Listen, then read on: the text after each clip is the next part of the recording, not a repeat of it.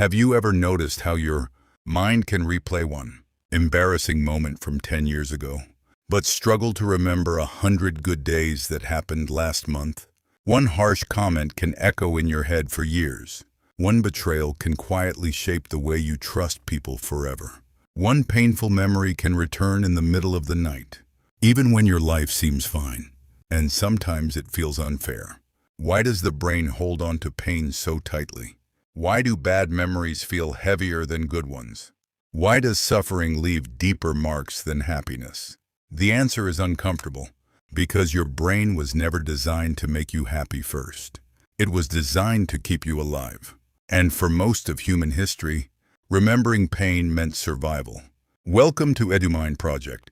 If you've ever felt trapped inside old memories, overthought painful experiences, or wondered why your mind keeps returning to things you wish you could forget, stay with me. Because tonight, we're going deep into the hidden psychology of why the human brain remembers pain more than pleasure. And by the end of this video, you may finally understand yourself differently. Imagine two ancient humans walking through a forest thousands of years ago. One of them sees beautiful flowers, hears birds singing, notices the warm sunlight. The other notices something different, the sound of movement behind the trees, the shape of claw marks on the ground, the possibility of danger. Which one survives longer? The brain evolved to prioritize threats, not because humans were meant to suffer, but because missing one danger could mean death. Your ancestors survived because they remembered what hurt them. They remembered which berries caused sickness, which animals attacked, which places were unsafe, which people betrayed trust. Pain became information, and information became survival. That ancient survival system still lives inside your nervous system today. Even though most modern humans are no longer running from predators, the brain still scans constantly for emotional danger. Rejection, humiliation, failure, embarrassment, loss. To your brain, emotional pain can feel almost as threatening as physical danger.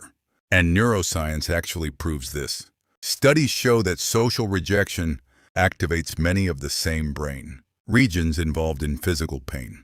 In other words, your brain doesn't fully separate emotional wounds from bodily wounds. That's why heartbreak can feel physical. Why anxiety can make your chest tight. Why shame can make your stomach sink. Your brain treats emotional suffering like a survival issue. Because deep down, humans survived through belonging. Thousands of years ago, being rejected by your tribe could literally mean death. So the brain learned something important. Never forget pain. This is why negative memories often feel stronger than positive ones. Psychologists call this negativity bias. The human mind naturally gives more attention, emotional weight, and mental energy to negative experiences than positive ones. One criticism can outweigh 10 compliments. One failure can erase memories of success. One awkward interaction can replay in your mind for weeks. Meanwhile, beautiful moments often disappear quickly. Not because your life is bad, but because your brain is selective. Your nervous system constantly asks one question: what could hurt me again? That question shapes attention, memory, emotion, behavior. And over time, many people unknowingly become emotionally trained by painful experiences. A child embarrassed in school may grow into an adult, terrified of speaking. Someone betrayed once may struggle to trust forever. A person constantly criticized may begin hearing judgment even in silence. Pain changes perception, not just memory. And the frightening part is this: the brain learns faster from pain than pleasure.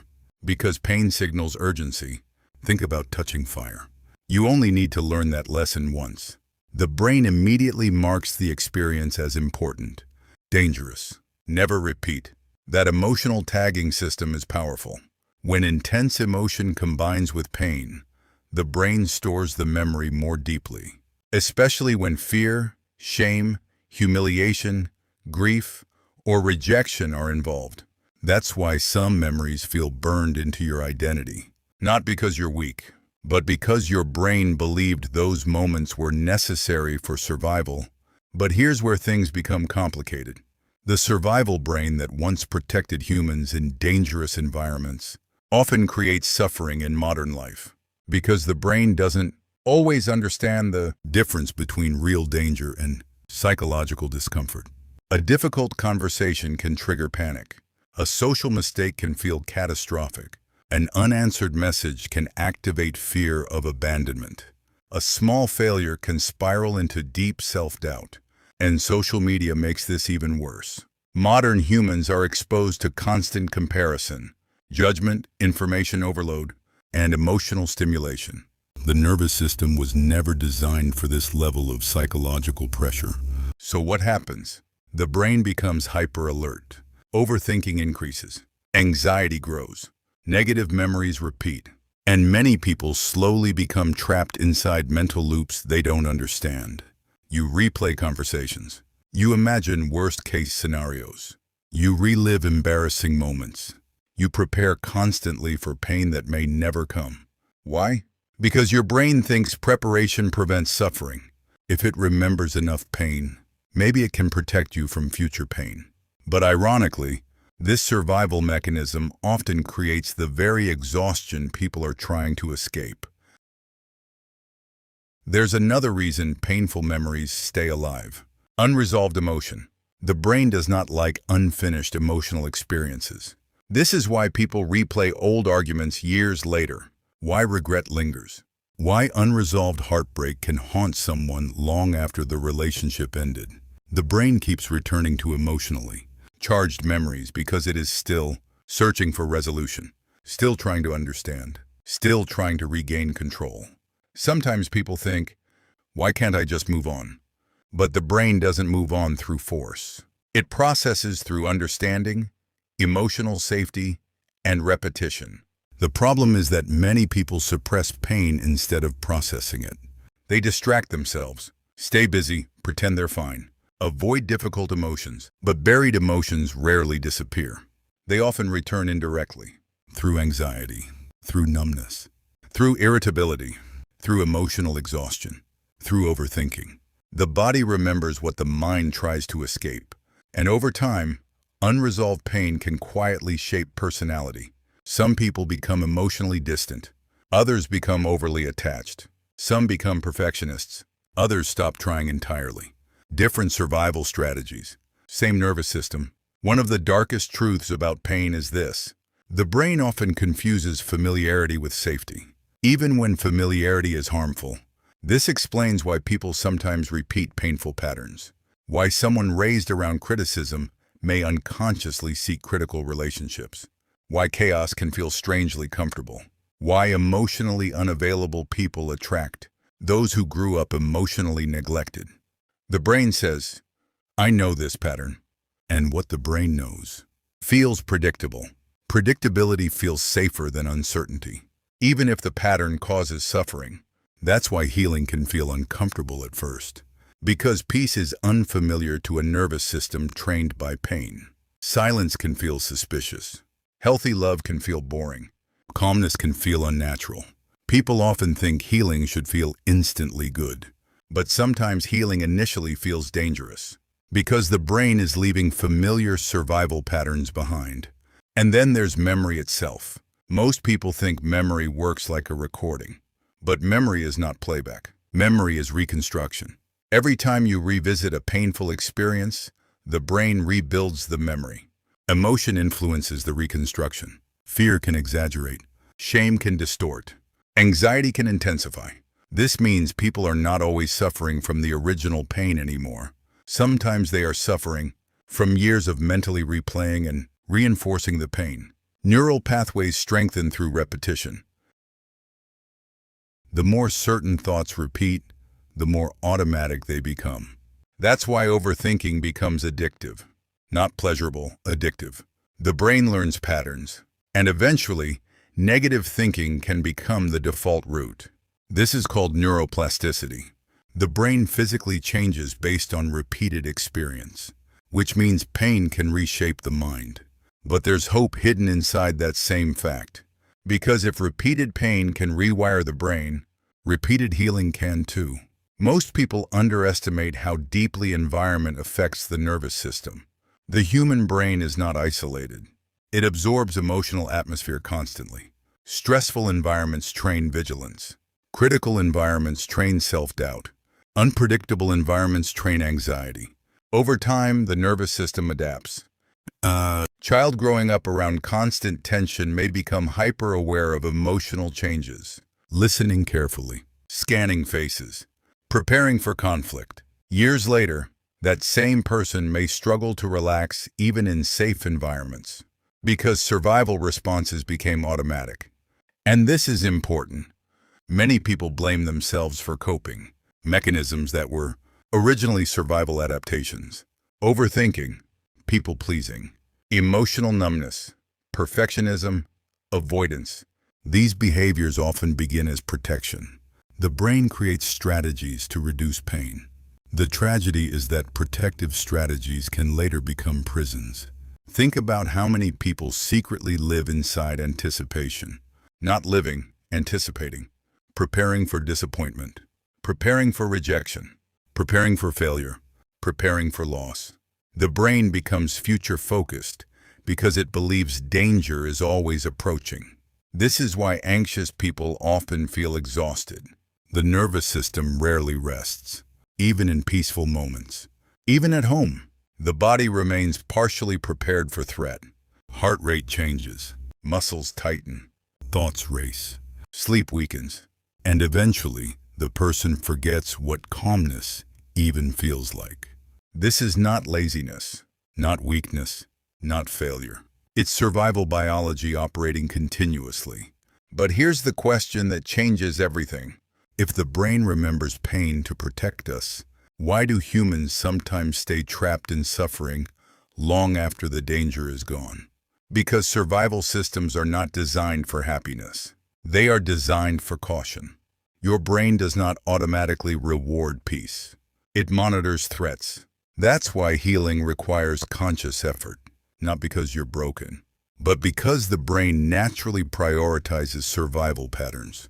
This is why gratitude practices feel awkward initially, why positive thinking alone rarely works, why calmness can feel uncomfortable.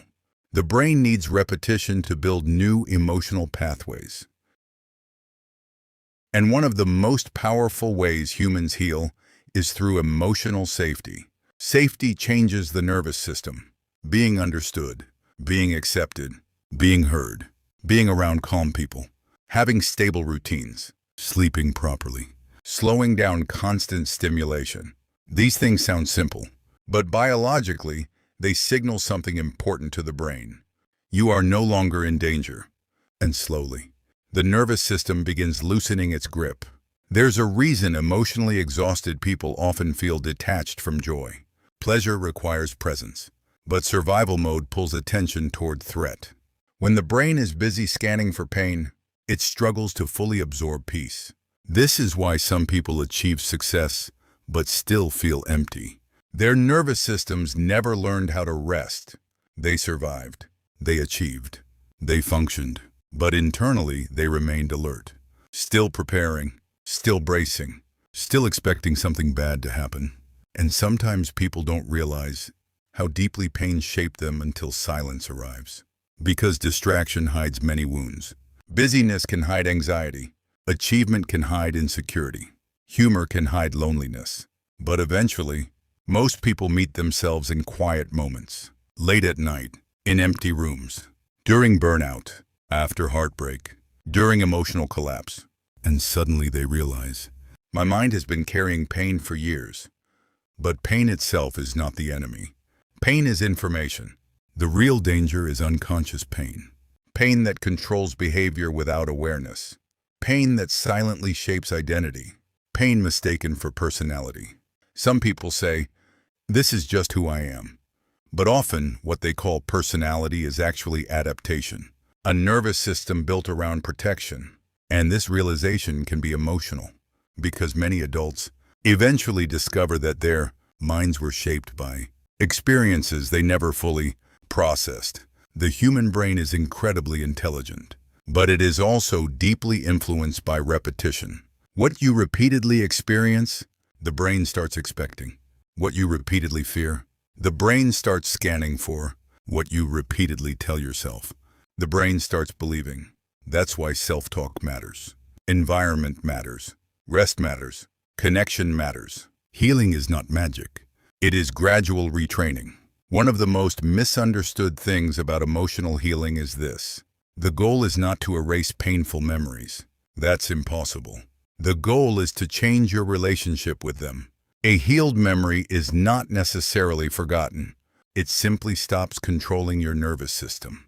You can remember something painful without reliving it emotionally.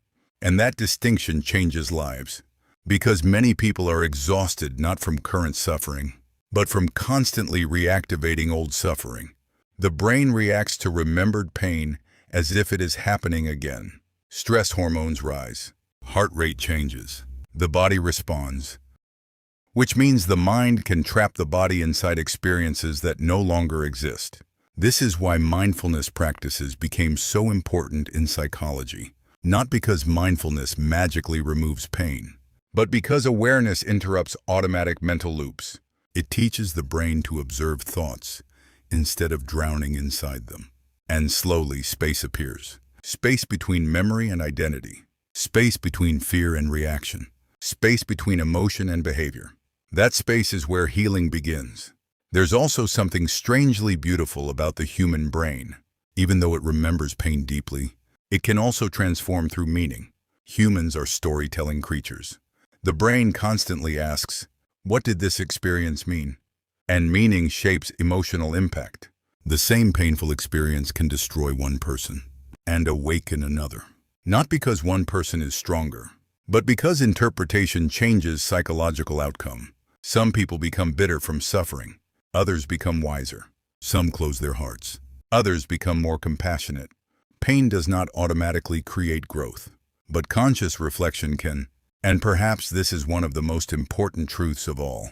The brain remembers pain, but humans decide what pain becomes. Maybe that's why emotionally mature people often seem calmer. Not because they never suffered. Usually the opposite. They suffered deeply. But instead of allowing pain to permanently harden them, they learned how to understand it. And understanding reduces fear. When you understand why your brain reacts the way it does, you stop seeing yourself as broken. You begin seeing patterns, survival responses, protective mechanisms, conditioning. And awareness changes everything. Because unconscious pain controls people, conscious pain can be transformed. Right now, somewhere in the world, millions of people are lying awake replaying old memories. Moments of shame, moments of loss, moments they wish never happened. And many of them quietly believe something is wrong with them. But maybe the truth is simpler. Maybe their brains are doing exactly what human brains evolved to do. Remember pain. Avoid danger. Protect survival. The problem is that ancient survival systems were never designed for modern emotional complexity. They were built for survival in forests. Not endless digital stimulation. Not social media comparison. Not constant psychological pressure. Not emotional overload. And yet modern humans judge themselves harshly for struggling, even though their nervous systems are overwhelmed. So if your mind keeps returning to painful memories, if you overthink old experiences, if your nervous system feels exhausted, if peace feels unfamiliar sometimes, you are not alone, and you are not failing. Your brain learned survival before it learned peace, but survival patterns are not destiny.